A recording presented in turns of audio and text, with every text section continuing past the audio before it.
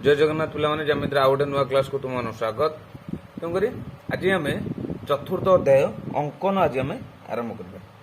तो पिलाने जदि मो चैनल जदि नुआ था निश्चित सब्सक्राइब करदेव एवं अधिक अधिक सेयार कर।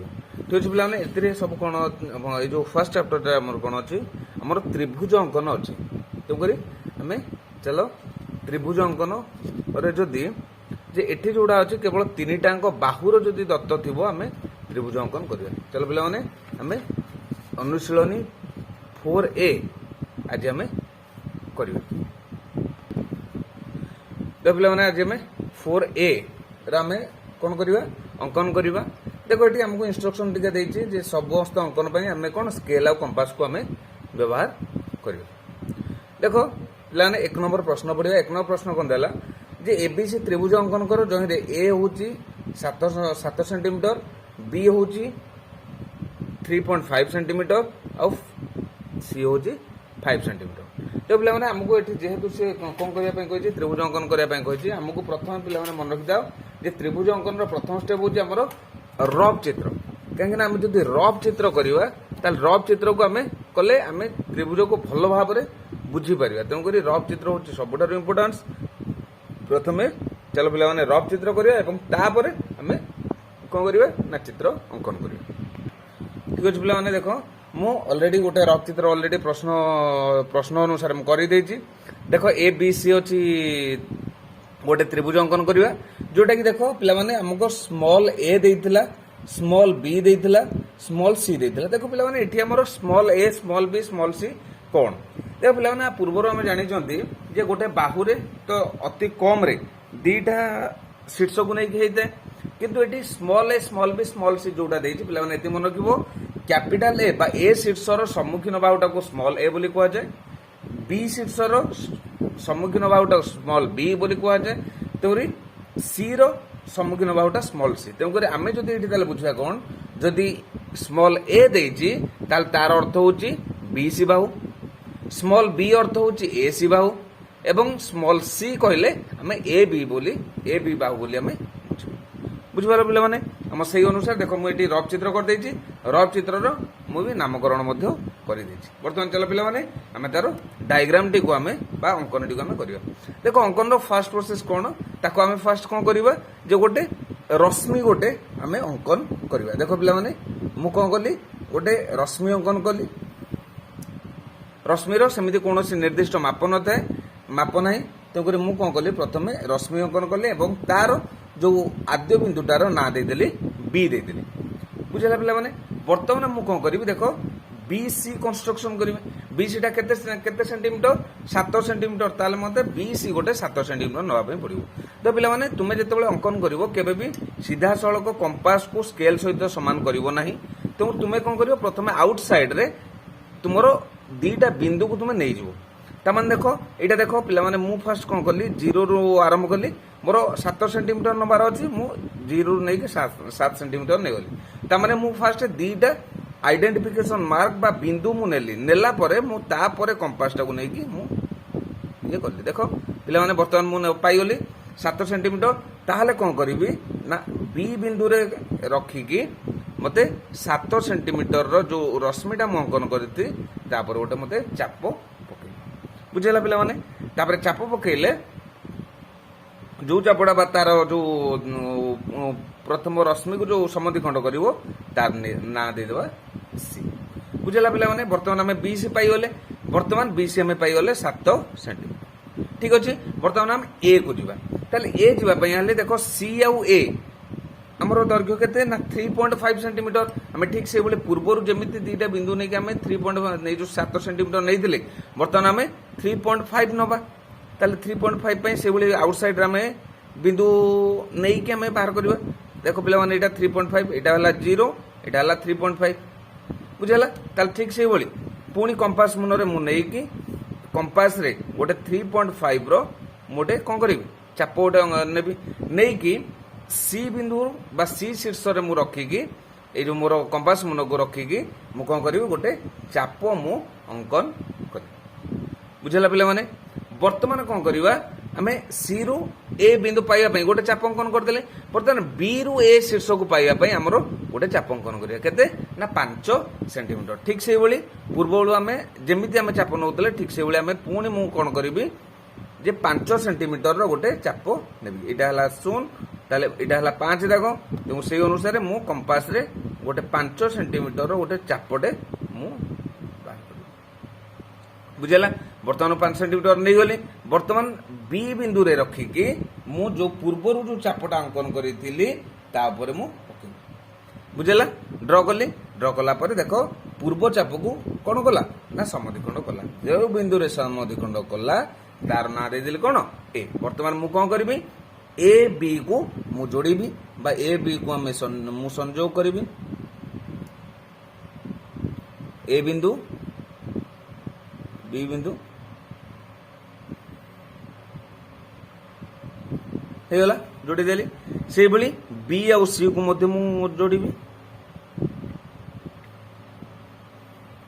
हेगला ताले वर्तमान में पाई गले ए बी सी आवश्यक गोटे त्रिभुज तामाने बी सी हला 3.5 सेंटीमीटर से भली ए बी रो माप हला 5 सेंटीमीटर ताले शेषर आम कौन लेखा जीवो तार अतएवटा दिया जीवो ए लेखा जीवो जे कौन अतएव एठारे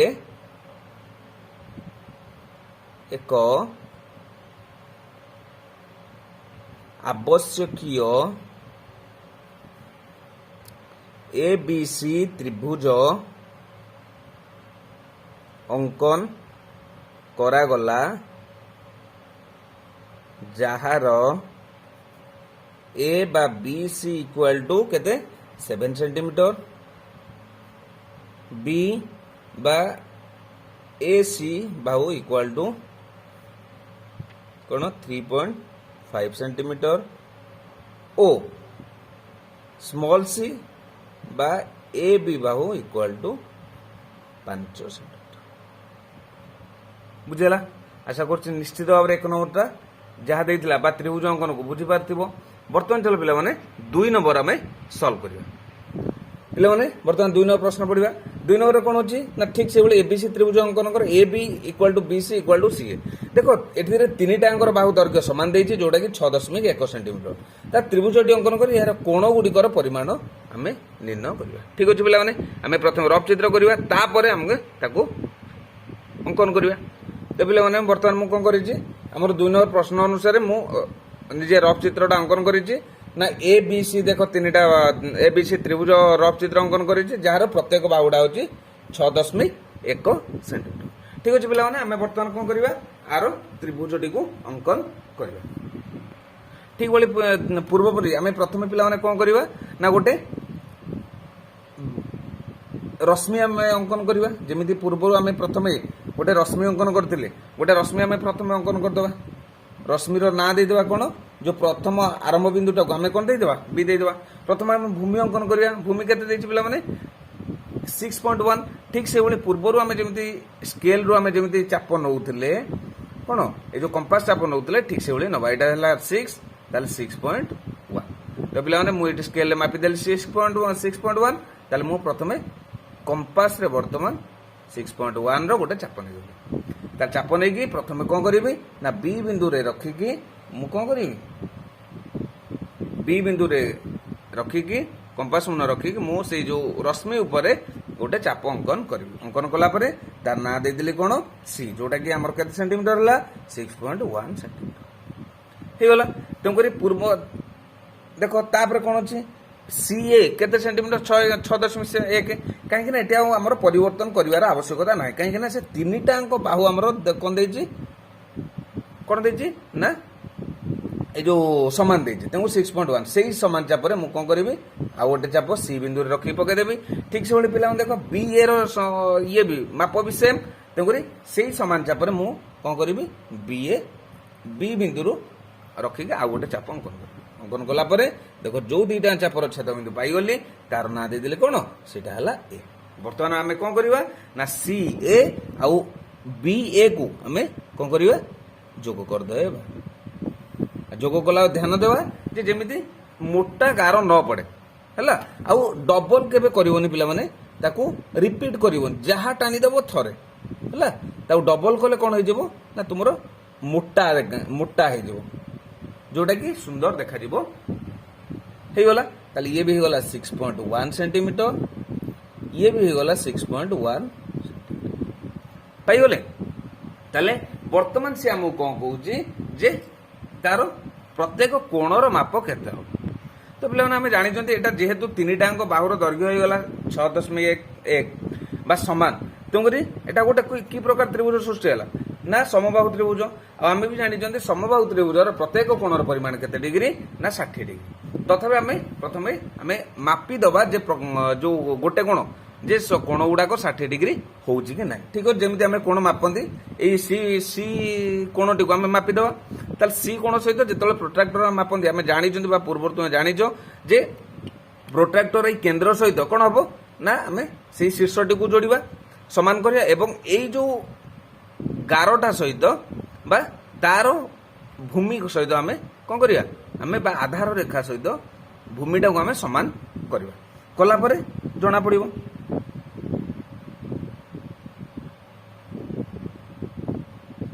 ଦେଖ ପିଲାମାନେ, ମୁଁ କେନ୍ଦ୍ର ସହିତ ସମାନ କରିଛି ଆଉ ଭୂମି ଆଧାର ରେଖାଟାକୁ ଭୂମି ସହିତ କରିଛି। ଦେଖ ଏ ପିଲାମାନେ କ'ଣ ଆସିଲା, এই কোণটির মাপ কেতে আসলে 60 ডিগ্রি। এইভাবে ভাবে তিনটাঙ্গ কোণ মাপিব বি তার কোণ হব, তার মাপ 60 ডিগ্রি হি হব। কাইকি আমি জানিছন্তি গোটে সমবাহু ত্রিভুজর তিনটাঙ্ক কোণর পরিমাণ হচ্ছে 60 ডিগ্রি। ঠিক সেইভাবে এটারে আমি লিখিবা কোণ, এঠারে এক এ বি সি আবশ্যকীয় ত্রিভুজ অঙ্কন কলু, যাহার A B equal to B C equal to C A equal to 6.1 centimetre এবং এହାର প্রত্যেক কোণ কেতে 60 ডিগ্রি। বুঝিলা?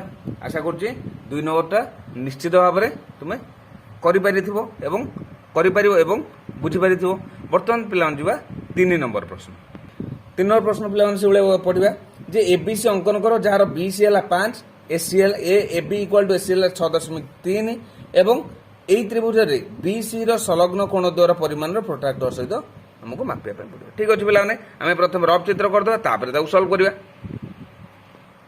পিলাମାନେ 3 নম্বর মু কোন করিছি না রফ চিত্র করে দিয়েছি প্রশ্ন অনুসারে। সে কোন কইছে এবিসি গোটে ত্রিভুজরে বিসি হল 5 centimetre, A B equal to AC দিয়েছি 6.3 6.3। এইটু তুমি সাধারণ সম্যক সূচনা পাইপারতো এটা নিশ্চিত ভাবে গোটে কি প্রকার ত্রিভুজ হব, সমদ্বিবাহু ত্রিভুজ হব। এবং তারপরে সে কইছে বিসি বাহুর যে সংলগ্ন কোণ দুইটা বা ক্রমিক কোণ দুইটাঙ্কর তার মাপ আমକୁ বাহার করা সে কইছে। ঠিক আছে পিলাମାନେ, আমি প্রথমে পূর্বভଳି ঠিক সেভাবে আমি কোন করিবা, গোটে আমি রশ্মি আগে গোটে অঙ্কন করদেবা। রশ্মি গোটে মু অঙ্কন করদেলি, রশ্মি অঙ্কন করদেলি, রশ্মির না ଦେଇଦେଲି কোণ, দেখো পিলাମାନେ বি ଦେଇଦେଲି, যে রশ্মির আদ্য বিন্দুটা ଦେଇଦେଲି বি। দেখো আমার বিসি পিলাମାନେ কোন ଦେଇছি, বিসি ভূমিটা ଦେଇছি 5 সেন্টিমিটার। মু সেইভাবে বিসি 5 সেন্টিমিটার গোটে মু মাপ করি, যেମିତି পূর্বରୁ মু করুଥିଲି সেইভাবে 5 সেন্টিমিটার কোণ করি গোটে চাপ মু নেইଯିବି ହେଲା। কম্পাসরে মু কোণ কলি, স্কেলরে মাপিকি মু গোটে 5 সেন্টিমিটার গোটে চাপ নেই আসিলি ହେଲା। সেই চাপটি আনলা পরে মু কোণ করিবি না, যে বি বিন্দুরে মোর কম্পাস মু রখিকি যে পূর্বরু যে অঙ্কন করা হইতিবা রশ্মিটা তাহারি উপরে মু পকাইবি। পকাইলা পরে যে বিন্দুরে ছেদ করিব সেই বিন্দুর নাম মু কোণ দেইদেবি না দেই দিয়া দিব সি। পাইগলে বিসি আমি 5 সেন্টিমিটার পাইগলে। তারপর দেখো পিলাମାନେ সি বিন্দুর এ বিন্দুକୁ কেতে 6.3 সেন্টিমিটার। আমি ঠিক সেইভাবে পূর্বভଳି যেମିତି নউতলে ঠিক সেইভাবে আমি কোন করিবা যে 6.3 সেন্টিমিটার পাই আমি গোটে কম্পাস মুନରେ কম্পাস পাই চাপ পাই আমি স্কেল রু প্রথম মাপ নেই ଯିବା 6.3। এটা পিলাମାନେ 6.3। তাহলে সেইভাবে মু কোন করিবি না স্কেল আর কম্পাস কু ব্যবহার করিকি গোটে নেইগলি 6.3 গোটে চাপটে। তাহলে সি আউ এ যেহেতু 6.3, তেমনি মু কম করিবি সি বিন্দুরে মোর কম্পাস মু রখিকি গোটে চাপ। ঠিক সেভাবে পিলাମାନେ দেখো बी ए री मापटा 6.3 से ही सामान चाप कहीं मत चाप बदलवार ना तेज बी बिंदु रखिकी मुझे कौन करी से पूर्वर जो चापटा अंकन करते तारी मुझे चाप पकेला जो बिंदु छेद हम तार ना देदेली कौन ता ना दे दिगला ए होगा बर्तमान आम कौन कर सी ए आउ बी ए बिंदु को आम जोग करवा ठीक अच्छे देख ये पिला मुझे जोड़ूची क्या ना बी ए बिंदु आउ सी ए बिंदु को मु जोड़ूची देख पिला सी ए बिंदु को जोड़ी देली बर्तमान मु जोड़ी क्या बी ए बिंदु को जोड़ूची होगा देख पिला मु बी ए बिंदु को जोड़ी देली जोड़ीदेला बर्तमान आमर कौन है आमर ए बी सी त्रिभुज आमर अंकन हो गला यहाँ 6.3 सेंटीमीटर ये भी गला 6.3 सेंटीमीटर बर्तमान आम प्रश्न कौन देता जे बी आउ सी कोणर माप को आमको बाहर करने पड़ो जेहेतु बी आउ सी कोणर माप बाहर करने पड़ो देख मु प्रोट्राक्टर पकई दूसरी प्रोट्राक्टर पकईकि मु माप कर दूसरी देख मापियार मोर केते आसिला ना पाखापाखि 60 66 67 डिग्री 67 डिग्री आसिला ताले ये जो बी सी कोण जो 67 है ताले बी कोणटा भी सही 67 हम कहीं दीटाक जेहेतु समद्विबाहु त्रिभुजर सम्मुखीन बाहु दीटा कौन सामान ताले देख पिला माने एटी सेठी भी 66 67 मध्य रहउतला ये भी 66 ताले एटू जानले एई हमर दीटाक कोणर परिमाण केते 66 हला बर्तमान आम जो अतएवटा लिखिदेवा ताले एटा लिखिदेव एठारे एक आवश्यकीय ए बी सी त्रिभुज अंकन करागला जार B C equal to 5 centimetre A B equal to A C equal to 6.3 centimetre ओ बी सी रे अंकित दुईटी कोणर माप केते डिग्री 66 डिग्री बुझेगा कहीं आम जानी दीटा 66 हम कहीं जदि ए बी आउ बी सी सामान हुए आउ ए बी सम्मुखीन बाहु ना सम्मुखीन कोण एवं ए सी सम्मुखीन कोण दीटा सामान है बुझेगा आशा करुच्ची 3 नंबरटा भी पिला ठीक भाव में बुझीपार निश्चित भाव में तुम्हें अंकन को बहुत सहजरे तुम्हें करदे पार बर्तमान पिला 4 नंबर प्रश्न को तो पिला 4 नंबर प्रश्न पढ़ा बुझा कौन देला एलएमएन अंकन कर एलएमएन त्रिभुज गोटे अंकन कर जार एलएम देला 5 एलएन देला 4.7 एमएन देला 6.1 तेन त्रिभुज अंकन कर कोण गुड़िकर माप आ कौ कोणटी बृहत्तर ताहा देखा ताल ठीक अच्छे पे आम प्रथम एलएमएन गोटे रफ चित्र अंकन करवा प्रश्न अनुसार रफ चित्र माप गुड़ा देदेबा देन आम तापर कोण गुड़ा को मापी तो पे 4 नंबर प्रश्न अनुसार मु चित्रटा करदेली एलएमएन हूँ गोटे त्रिभुज एलएमएन त्रिभुज एल एम टा 5 centimetre MN 6.1 centimetre LN 4.7 centimetre ठीक अच्छे आम प्रथम ये त्रिभुजटा अंकन करदे जेहेतु त्रिभुज अंकन करा प्रथम पूर्व जमी आम करूले प्रथम कौन करवा ना गोटे ये अंकन करदे कौन कहल गोटे रश्मिटा अंकन करदे रश्मि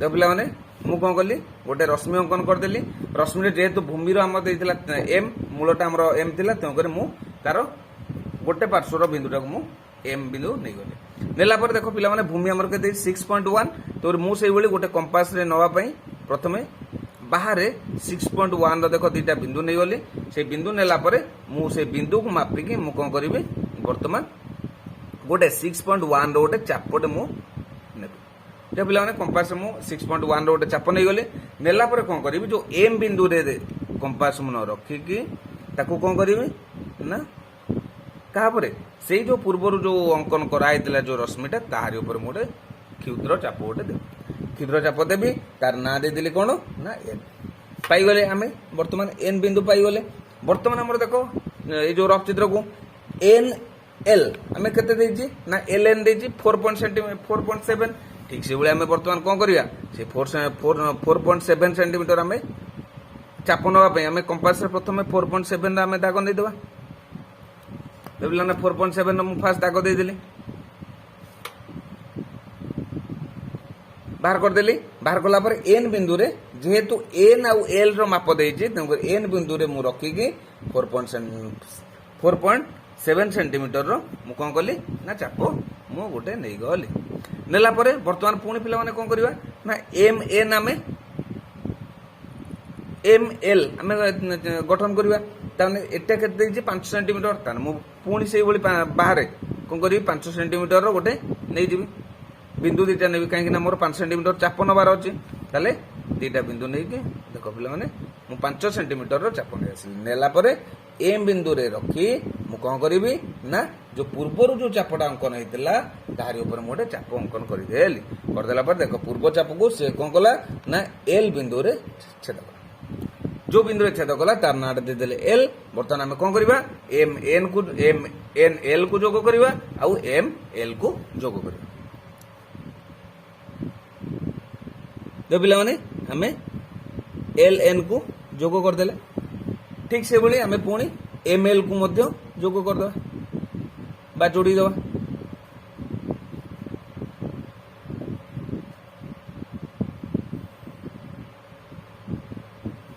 ହେଲା ମୁଁ ଯୋଡ଼ିଦେଲି। ଯୋଡ଼ିଦେଲା ପରେ ଆମେ ବର୍ତ୍ତମାନ ଆମେ ଏଲ୍ ଏମ୍ ଏନ୍ ତ୍ରିଭୁଜ ପାଇଗଲେ। ତାହେଲେ ଏଇଟା ହେଲା 6.1 ସେଣ୍ଟିମିଟର, ଆମର एल एन थिला 4.7 सेंटीमीटर, तापरे ये थिला एल एम थिला 5 सेंटीमीटर पाइगले। बर्तमान आम त्रिभुज अंकन हो गला। बर्तमान आम कम कौन सी कही तीनटा कोण को आमको मापिया पड़ो। मापिला परे आम बृहत्तम कोण कोटा आमको दर्शाइबा पड़ो। पिलाने आम बर्तमान मापिबा।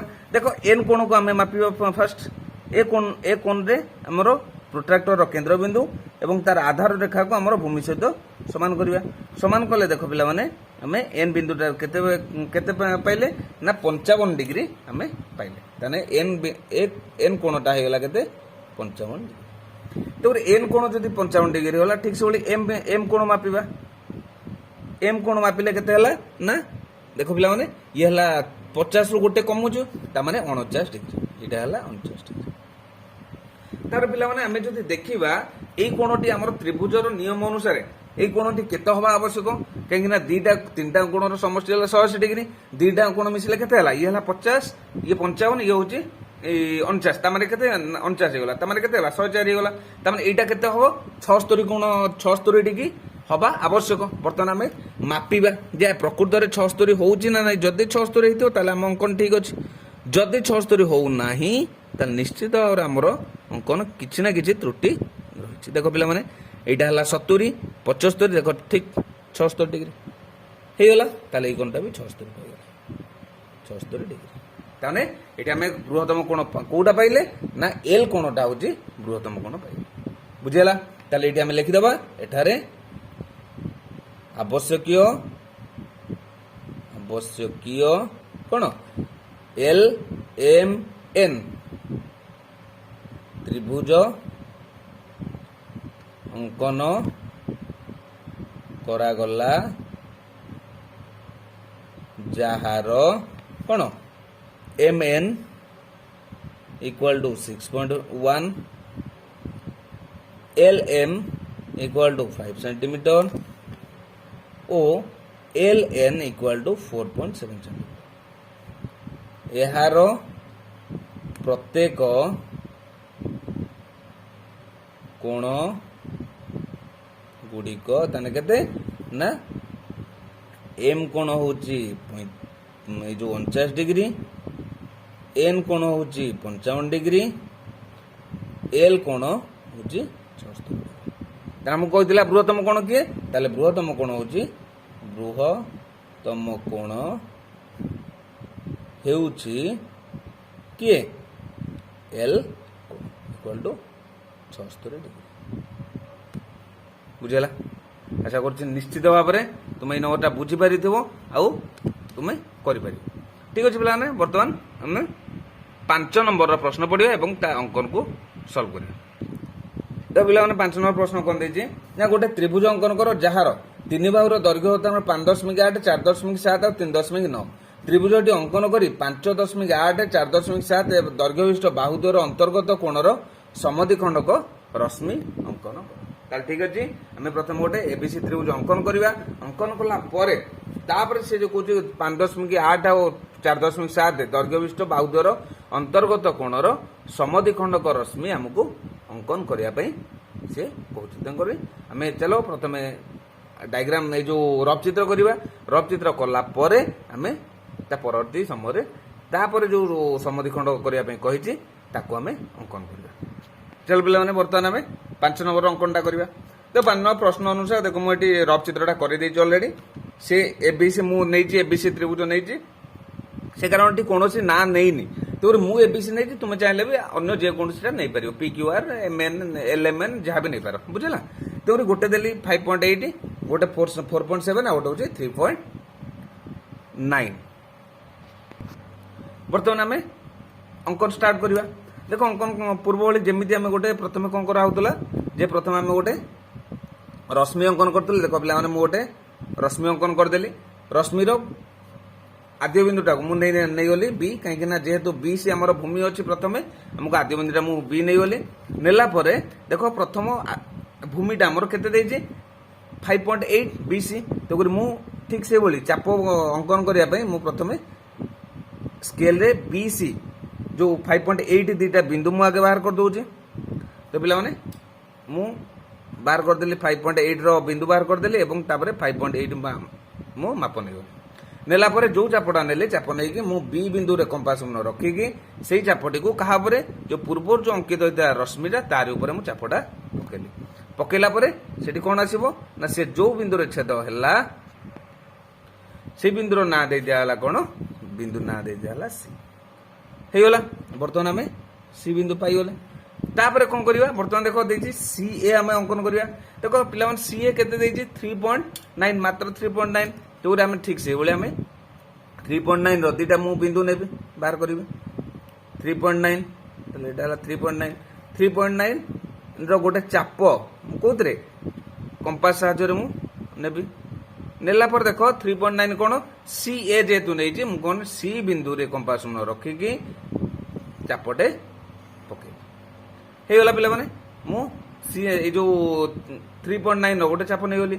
ଦେଖ BA ର ମାପଟା କେତେ ନା 4.7। 4.7 ଯେହେତୁ ଦେଇଛି ମତେ ସେଇଭଳି ପୁଣି 4.7 ର ଗୋଟେ ଦୁଇଟା ବିନ୍ଦୁ ବାହାର କରିବା ପାଇଁ ପଡ଼ିବ ଚାପ ନେବା ପାଇଁ 4.7। ହେଇଗଲା। ମୁଁ ବର୍ତ୍ତମାନ କ'ଣ କରିବି 4.7 ମୁଁ କମ୍ପାସରେ ଗୋଟେ ଚାପ ନେଇଗଲି। ନେଲି। ନେଲା ପରେ ବର୍ତ୍ତମାନ କ'ଣ କରିବି B ବିନ୍ଦୁରେ କମ୍ପାସ ରଖି ଯୋଉ ପୁରୁଣା ଚାପୁଡ଼ି ଯୋଉ ଅଙ୍କନ କରାହେଇଥିଲା ତାରି ଉପରେ ମୁଁ ଗୋଟେ ଚାପଟା ଅଙ୍କନ କରିବି। ଦେଖ ପିଲାମାନେ ଏଠି ମୁଁ ଟିକେ ରିପିଟ୍ କରୁଛି, ମାନେ ଡିପ୍ କରିବା ପାଇଁ, ତୁମକୁ ଭଲ ଭାବରେ ଭିଜିବୁଲ ହେବା ପାଇଁ ମୁଁ କ'ଣ କରୁଛି ଏଠି ଟିକେ ମୁଁ ଡବଲ ତାକୁ କ'ଣ କରୁଛି ମଡ଼ଉଛି। କିନ୍ତୁ ତୁମେ ପିଲାମାନେ ମଡ଼ାଇବନି, ସେ ଗୋଟିଏ ଥର ହିଁ ପକାଇବ ହେଲା। ଏଠି କେବଳ କ୍ଲିଅରଲି ଭିଜିବୁଲ ହେବା ପାଇଁ ମୁଁ ଦୁଇଥର ମୋତେ ମଡ଼ାଇବା ପାଇଁ ପଡ଼ୁଛି ହେଲା। ତାର ନାଁ ଦେଇଦେଲି ମୁଁ A। ବର୍ତ୍ତମାନ ମୁଁ କ'ଣ କରିବି ନା ତାର AC କୁ ମୁଁ ସଂଯୋଗ କରିବି। ଦେଖ ପିଲାମାନେ AC କୁ ମୁଁ ଯୋଡ଼ିଦେଲି, ସେଭଳି BA କୁ ମଧ୍ୟ ମୁଁ ଯୋଡ଼ିଦେଲି। BA କୁ ଯୋଡ଼ିଦେଲି। ହେଇଗଲା। BA ଯୋଡ଼ିଦେଲି। ଯୋଡ଼ିଦେଲା ପରେ ଆମେ ତାହେଲେ ପାଇଗଲେ କ'ଣ ଏ ଯୋଉ ABC ତ୍ରିଭୁଜ ପାଇଗଲେ, ଯାହାର କି ଏ ଯୋଉ BC ଟା ଥିଲା 5 ସେଣ୍ଟିମିଟର ନେଇଥିଲେ, 5.8 ନେଇଥିଲେ। ଏଟା ହଉଛି 3.9 ସେଣ୍ଟିମିଟର, ଏ ବି ହଉଛି 4.7 ସେଣ୍ଟିମିଟର। ହେଇଗଲା ପିଲାମାନେ। ବର୍ତ୍ତମାନ ସେ କ'ଣ କହିଥିଲା ନା 5.8 ଆଉ 4.7 ର ଅନ୍ତର୍ଗତ କୋଣଟା ଦେଖ, ଏଇଟା ହେଲା 5.8, ଏଟା 4.7, ତା ଅନ୍ତର୍ଗତ କୋଣ କିଏ B କୋଣର ସେ କ'ଣ କହୁଛି ସମଦ୍ୱିଖଣ୍ଡକ ରଶ୍ମିଟା ଆମକୁ ଅଙ୍କନ କରିବାର ଅଛି। ଯେହେତୁ କୋଣର ସମଦ୍ୱିଖଣ୍ଡକ କେମିତି କରାଯିବ ନା ଆମେ କ'ଣ କରିବା, ଯୋଉ କୋଣକୁ ସମଦ୍ୱିଖଣ୍ଡ କରୁଥିବା ସେଇ କୋଣରେ କମ୍ପାସ ବା ସେଇ କୋଣ ଶୀର୍ଷରେ କମ୍ପାସ ରଖିକି ଆମେ ଗୋଟେ ଚାପ ଅଙ୍କନ କରିବା। ଏମିତି ଚାପଟା ଅଙ୍କନ କରିବା ଯେମିତି କ'ଣ ହଉଥିବ ଯେ ଦିଟାଙ୍କ ବାହୁକୁ ଦିଟା ଭିନ୍ନ ଭିନ୍ନ ବିନ୍ଦୁରେ ଛେଦ କରୁଥିବ। ତାମାନେ ଏଠି ଦିଟା ଛେଦ କଲା, ମୁଁ କ'ଣ ନେଇଗଲି ଏଇଠି ମନେକର P ବିନ୍ଦୁ ନେଇଗଲି, ଏଇ ଯୋଉ ଛେଦ ଯୋଉଟା କରିଥିଲା ଏଇଟାକୁ ମୁଁ Q ନେଇଗଲି। ବୁଝିଲା। ଦେଖ ଏଇଠି ତାହେଲେ ଯୋଉ B ରୁ ମୁଁ ଚାପଟା ପକେଇଲି BC କୁ ସେ Q ବିନ୍ଦୁରେ ଆଉ BA କୁ ସେ P ବିନ୍ଦୁରେ ଛେଦ କଲା। ବର୍ତ୍ତମାନ କ'ଣ କରିବି, ଅଧାଠୁ ଅଧିକ ଗୋଟେ ଚାପ ନେଇ ମୁଁ କ'ଣ କରିବି ପକେଇବି। B बी क्यू बिंदु रे गोटे चाप नेली एवं से समान चाप को न बदल पी बिंदु मु कौन करी आउ अन्य एक चाप से जो पूर्व जो चाप होता तारी उपर दर्शाइला देख परस्पर गोटे बिंदु छेद कले जो बिंदु छेद कले मु कौन करी ना सेटारू गोटे रश्मि अंकन करदे ताले बी बिंदु को से जो बिंदु सहित कौन करिवे जोड़देला परे एटा कौन है रश्मिटा अंकन है माने आमे जो बी आउ मन कर ये डी बी डी गला ताले बी रो समद्विखंडक बुझेगला ताले एठी आमे जो त्रिभुजटा अंकन करदेले ताले एटा लिखिबा एटारे ए बी सी एक त्रिभुज अंकन हैला अंकन करागला जार A B equal to 4.7 centimetre B C equal to 5.8 centimetre ओ A C equal to 3.9 centimetre B D होची कौन बी कोणर समद्विखंडक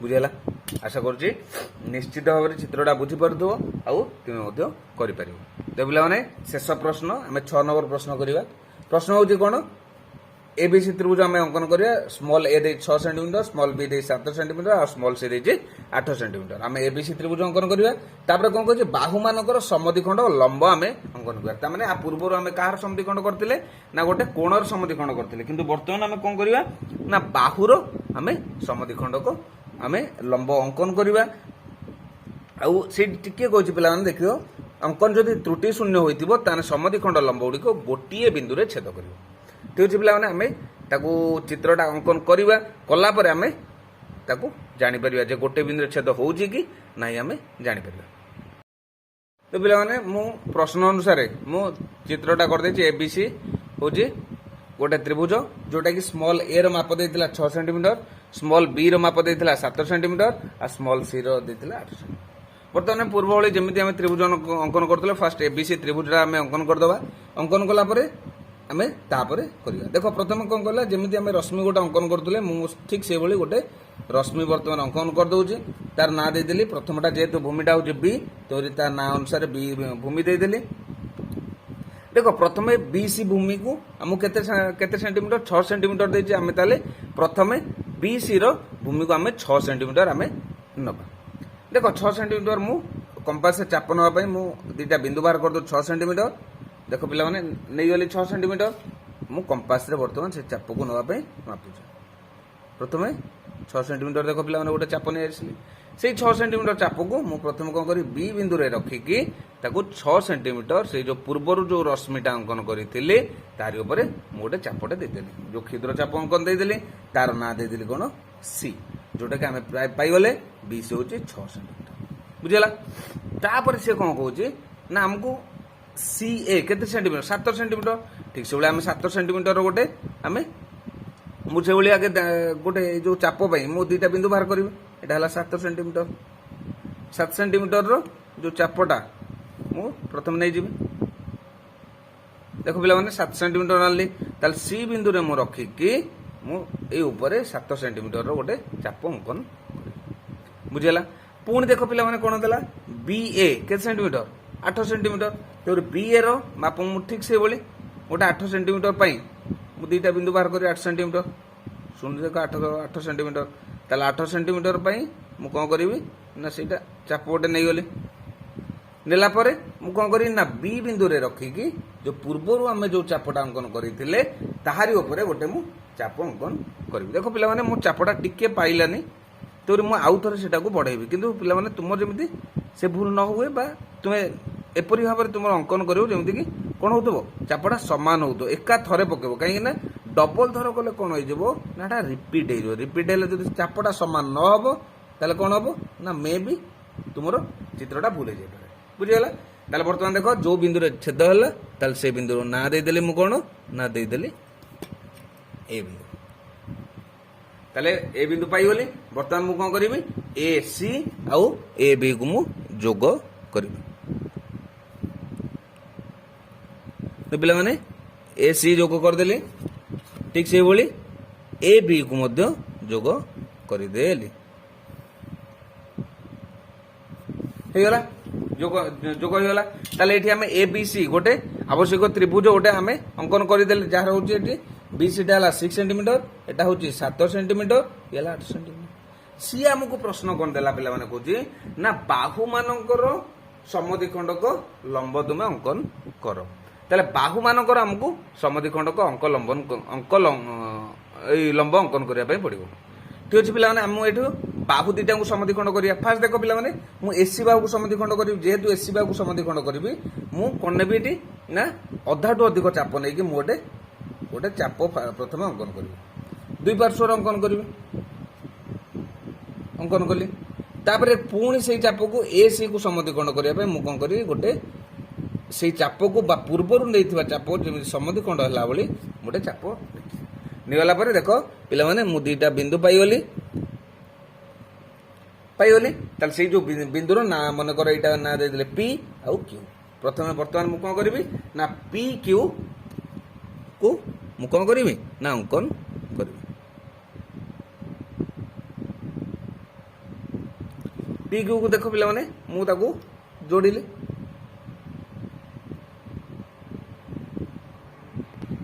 ପିଲାମାନେ ମୁଁ ଏଠି ଗୋଟେ ଯେମିତି ମୁଁ ଏ ସି ର ସମଦ୍ୱିଖଣ୍ଡ ଯେମିତି ମୁଁ ପି କ୍ୟୁ ଅଙ୍କନ କରିଥିଲି, ଦେଖ ତା ପରବର୍ତ୍ତୀ ସମୟରେ ଦେଖ ମୁଁ ଅଲରେଡି ଅଙ୍କନ କରିଦେଇଛି ବି ସି ର ସମଦ୍ୱିଖଣ୍ଡ। ଦେଖ ଏଠି ଏଇ ରେଖାଟା ପିଲାମାନେ ମନେକର ଏନ୍ ମୁଁ ନେଇଛି, ସେଭଳି ଏ ବି ର ରେଖା ସମଦ୍ୱିଖଣ୍ଡକୁ ବି ମନେକର ଏକ୍ସ ୱାଇ ନେଇଛି। ଦେଖ ପିଲାମାନେ ତିନିଟାଙ୍କର ସମଦ୍ୱିଖଣ୍ଡକ ଦେଖ ରେଖାଖଣ୍ଡଟା ଗୋଟିଏ ବିନ୍ଦୁରେ ଛେଦ।